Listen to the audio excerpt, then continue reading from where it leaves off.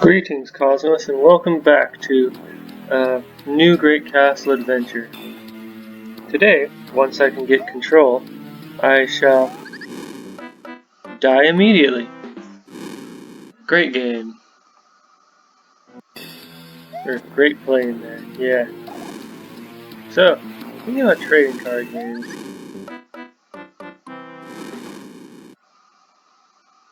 Oh, that was great. Thinking about trading card games, I'm often attracted to mechanics in the games that just turn out to not be very good. Like recently I've been playing Hearthstone. I'm playing a Warlock because the Warlock's standard issue power lets you take 2 damage to draw a card. Boring but powerful. What I really want to play is a Rogue because a bunch of their cards have the ability to just create cards that your opponent could use. Not necessarily is using, but could use. The problem? This is utterly inconsistent, and so you usually get worse for your resources than if you just used a card that was good in its own right to begin with. I love the aesthetic of these, what are these, stone coins? Oh no, what's this?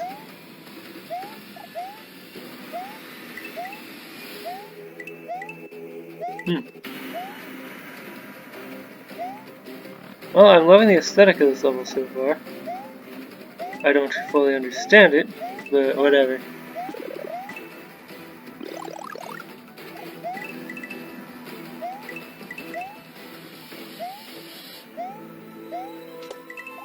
One of the things I love about trading card games is that everyone's well, not just trading card games, because a game that is related that I like, but isn't a trading card game, called, come on, Android Netrunner, also exists. So, card games where you build your own deck is everyone has their hypothetically own unique deck. It doesn't turn out that way because some decks are simply more powerful than others. Because no game is 100% balanced. That would require some kind of horrific magic or miracle. But anyway, so basically you have this larger collection of resources to draw from, and you build using a smaller subset, and I missed the key. Anyway, something. No, I like the combination of luck and skill these require.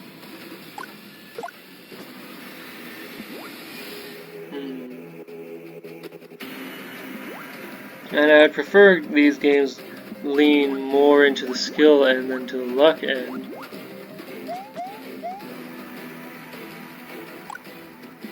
Which means I don't like it when they get so extreme with the way everything about them works that you can pretty much buy your way to victory. Huh.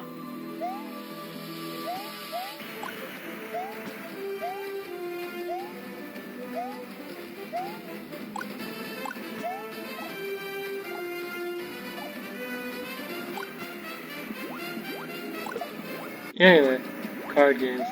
I like when they lean more onto the skill side than the luck side, but still have a bit of luck there. But at the same time, oh, I lost track of what I was trying to say. Oh well.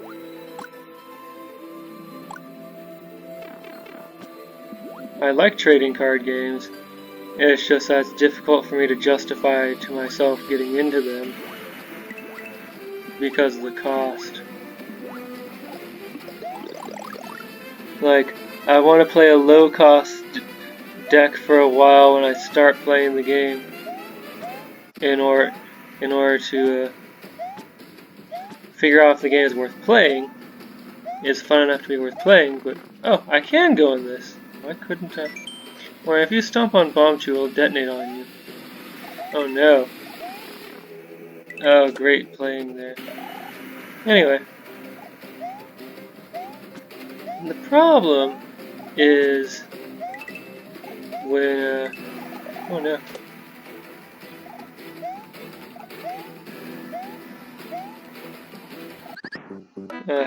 I am good at this. Okay, I'm good at finishing thoughts. So, I have problems when the starting whatever you get for a trading card game isn't very good. And so, I have to spend more money, sometimes hundreds of dollars, to find out if the game is fun enough to justify spending those hundreds of dollars on it. And this is a problem with war games as well. Like, a friend of mine wanted to get me into, oh gosh, what was that game? War Machine and Hordes? And, he spent over $100 just to get me basic starting stuff to play the game with. And then I found out that the stuff that I started with was bad choices to start with. Or use.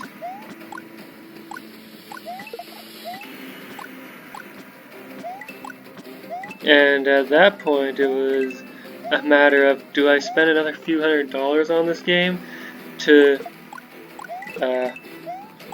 make quote-unquote correct choices in order to see if it's worth playing, or do I just abandon it?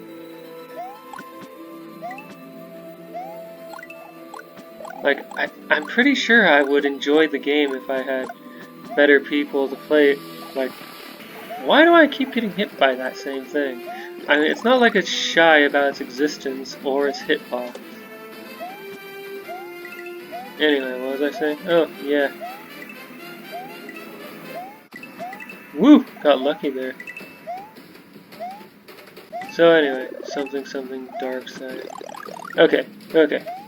So, spending money on War Machine and Hordes. Like, I'm sure I would enjoy the game more if I had a better community to play with.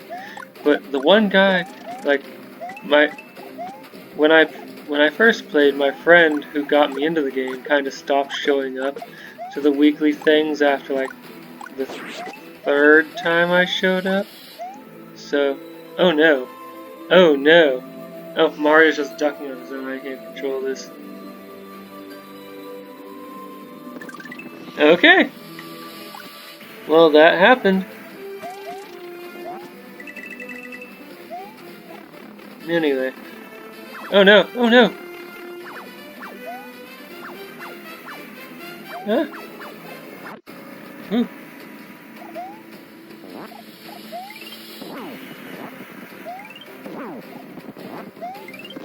Oh. Anyway. And, like, so my friend and most of the other people he personally recruited stopped showing up, leaving just me and the people who had been playing for forever. And, wait, this is the end already? Say so.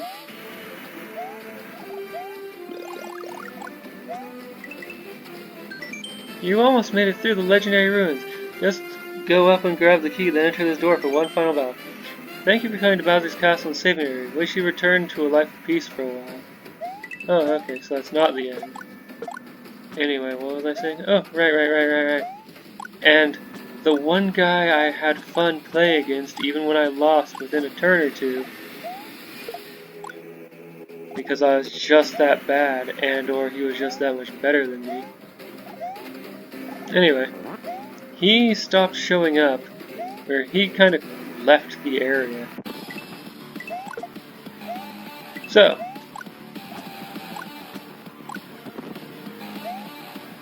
oh, okay, I can hold these. Oh, this was a terrible idea. Oh, oh, great work, me. So it turns out that you can't fireball those fireballs. Oh, oh, I was standing too far to the right and got killed. Okay. Well then. So yeah, I'm sure that I would have enjoyed that game a whole lot more if I had a better community to play with. Because I am enamored with the mechanics of it.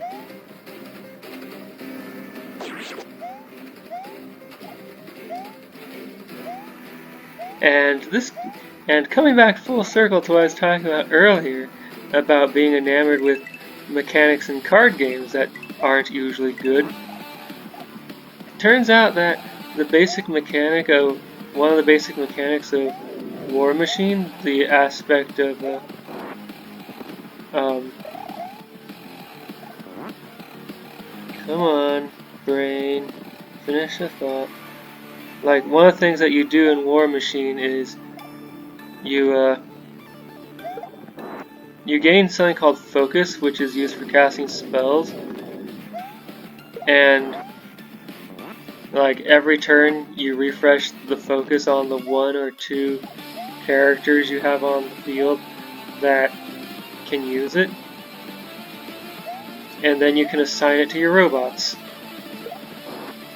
Well, it turns out that assigning focus to your robots, the part that I am enamored of, is a really bad idea and just inefficient use of it. Instead, you're supposed to keep it all for yourself to cast spells or be harder to kill, because the more focus you have left over when it's not your turn, the harder you are to kill. Ah!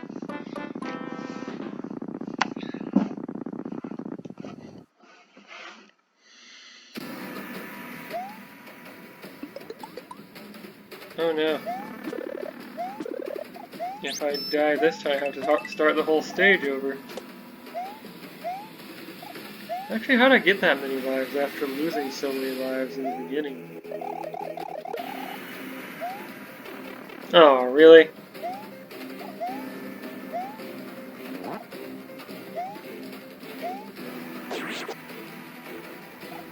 Oh, good. The fire flower is still there.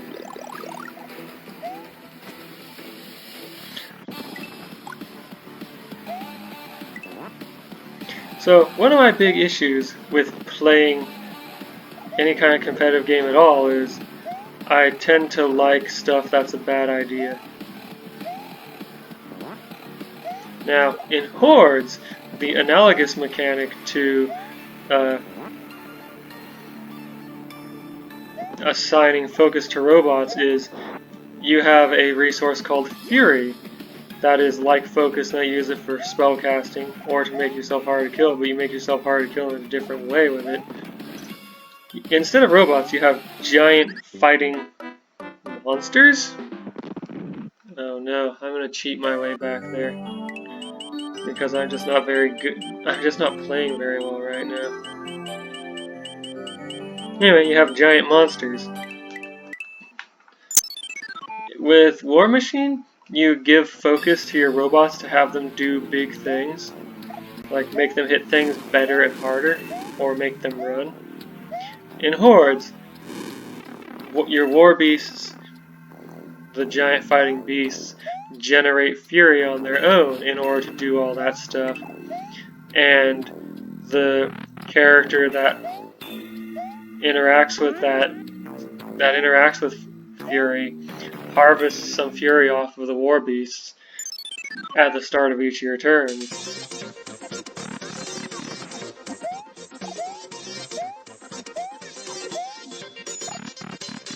Alright.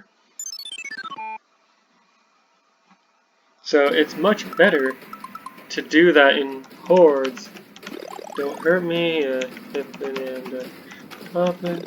That is cool.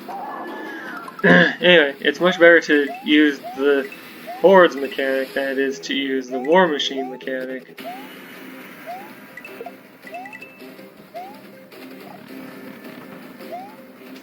And in fact, it's kind of mandatory to use that mechanic because the only other way to generate fury for the spellcaster that you're using is to take damage, to deliberately, like, after you harvest fury from your monsters, you can then take damage up to the difference between how much fury you currently have and your maximum amount in order to gain that much fury. Now, considering that characters tend to have between 16 and 18 hit points, that's not exactly the best idea. And so, using fury, or using your giant monsters to do big things.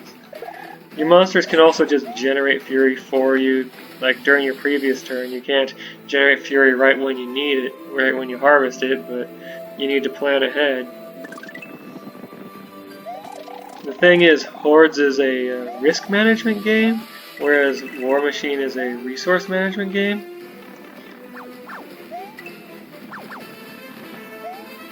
In Hordes, if you leave fury on your beasts, they have a chance to just go berserk and then do one big attack and be useless for the turn. Whereas if you are not letting them go berserk and you're instead controlling them directly, they can do multiple attacks because, well, for one, most of them have more than one thing they can attack with. Like, you might go claw, bite, claw. But also, you can spend fury to make you can spend fury to make extra attacks. Or, not spend. Well, the spellcaster can spend fury. The monsters can generate it. That is cool. Alright, I'm still gonna try and do this boss legit.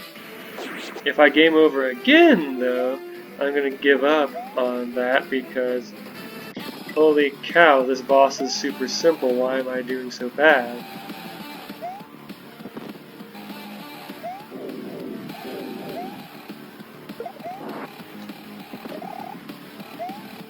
And that was the excuse I will use when I cheat, or if I wind up cheating on this boss. Because look, this boss is super simple and predictable. Shoots little flames like Rinkas. Summons little enemies that walk at a set pace and appear at set times.